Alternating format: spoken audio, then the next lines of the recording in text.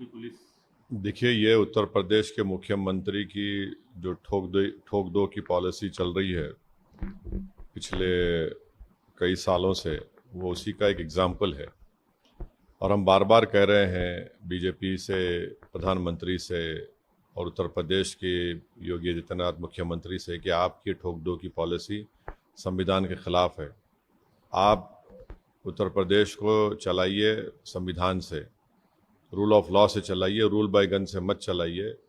क्योंकि एक बार अगर कोई गलत चीज़ का आप आगाज़ कर देंगे तो वो गलती चलते रहेगी और कोई भी किसी को उठाकर गोली मार देगा। अब आप हमको ये बताइए कि अगर उन दो लड़कों की बहन वो वीडियो जारी नहीं करती कि मेरे दोनों भाई को और एक परिवार के शख्स को सुबह 4 बजे पुलिस आकर उठाकर लेकर गई, तो क्या होता था अभी तक।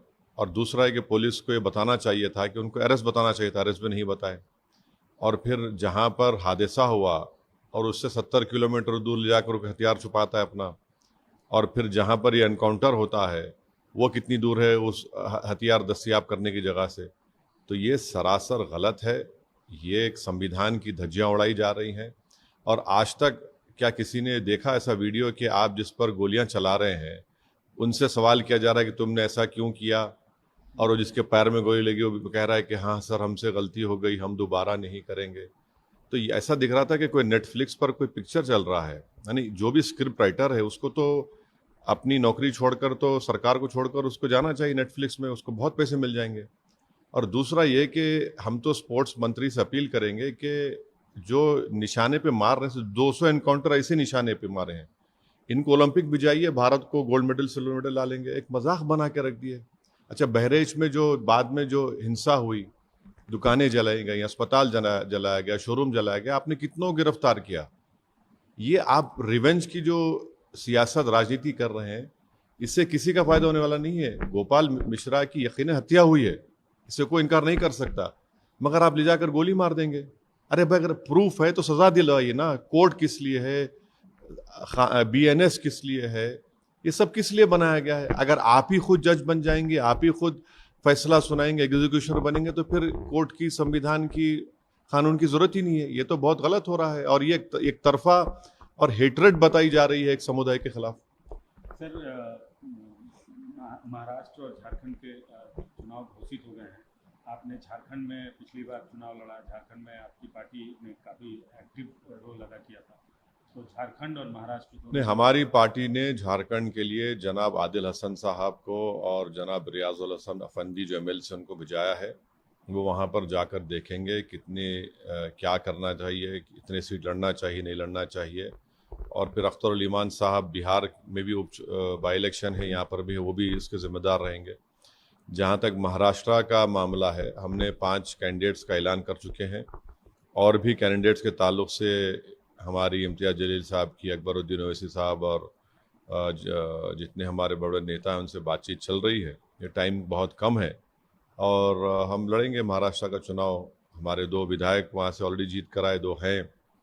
हमारी कोशिश होगी कि हम और हमारे विधायक की संख्या को बढ़ाएं।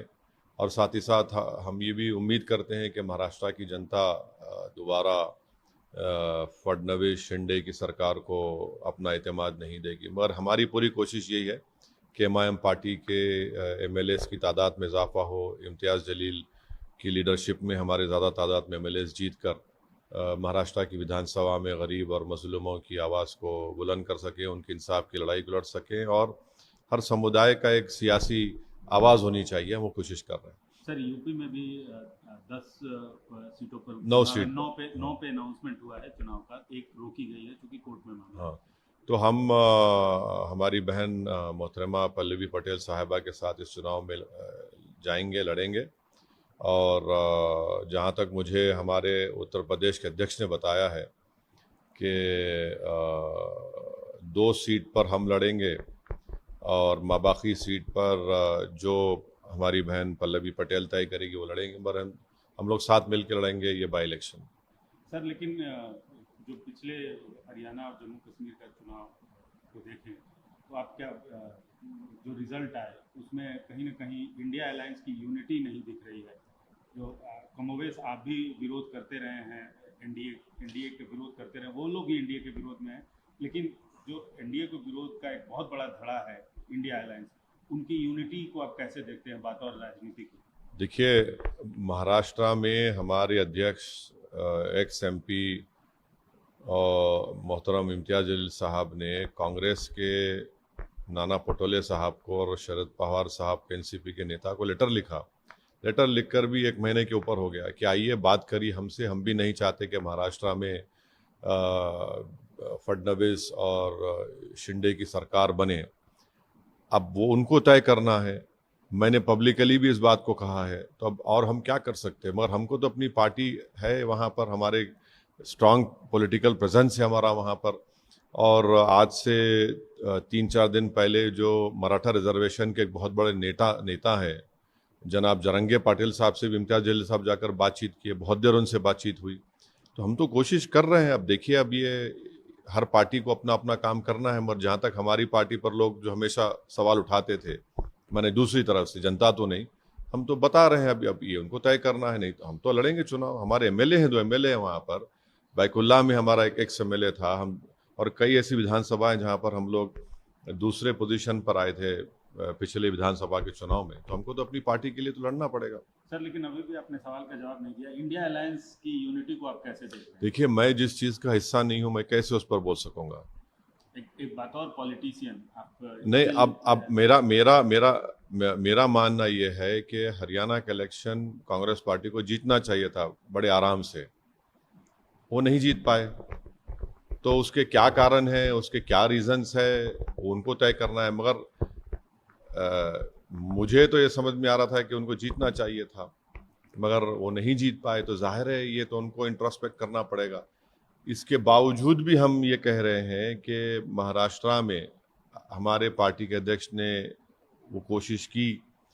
अब बॉल बोलते हैं ना अंग्रेजी में, तो ball is in their court. हम तो अपना चुनाव तो लड़ेंगे। अब उनको डिसाइड करना है, उनको फैसला करना है। जैसा उनको अपनी पार्टी का फैसला करना है, वैसा हमको हमारी पार्टी का फैसला करना है। सर, बिहार में आज एक बड़ी घटना सामने आ रही है। कम से कम अभी तक जो आंकड़े आ रहे हैं, 35 लोग जहरीली शराब पी के कल से आज तक अभी खबर है कि अभी तक का जो आंकड़ा सामने है, 35 लोग जहरीली शराब पी के मौत हो चुकी है। ये बड़ी ही तकलीफदेह और दुख भरी बात है कि जिस प्रदेश में प्रोहिबिशन है, शराबबंदी है, वहाँ पर जहरीली शराब गरीब लोग पीकर मर रहे हैं। तो इससे बात मालूम हो रही है कि वो प्रोहिबिशन कोई जिस तरीके से होना चाहिए नहीं हो रहा है। बराबर वहाँ पर शराब मिल रही है, और ये जो पूरे स्मगलर्स हैं, ये जो माफिया है, ये मजबूत हो रहा है उससे। और एक वक्त आएगा ये लोग पैरेलल इकोनॉमी चलाएंगे। जैसा अमेरिका में जब कई बरस पहले, 80-90 साल पहले अमेरिका में वहाँ पर इसी तरह नशाबंदी की गई थी, तो एक अल कैपोन नामी बहुत बड़ा माफिया बन कर गया था इसी वजह से। तो ये तो सरकार का जिम्मेदारी है कि इस पर सख्ती से अमल करें। भाई, आप जब डिसीजन लिए हैं तो उसको रोकिए ना। और कैसे शराब मिलती है वहाँ पर? अच्छा, जिसको शराब चाहिए उसको मिल जाती है, मीडिया रिपोर्ट करता है। अब ये गरीब बेचारा, तो ये माफिया लोग इनको दे रहे हैं, जहर पी के मर रहे हैं। तो ये तो सरकार की जिम्मेदारी है कि उसको ईमानदारी से, सख्ती से रोके उस चीज़ों को। सर, एक अंतिम सवाल है, वो थोड़ा इंटरनेशनल इशू है और आपका इंटरेस्ट भी रहता है। इंडिया और कनाडा का जो इस समय चल रहा है रिलेशन को लेकर, इंडिया कनाडा रिलेशन को कैसे देखते हैं?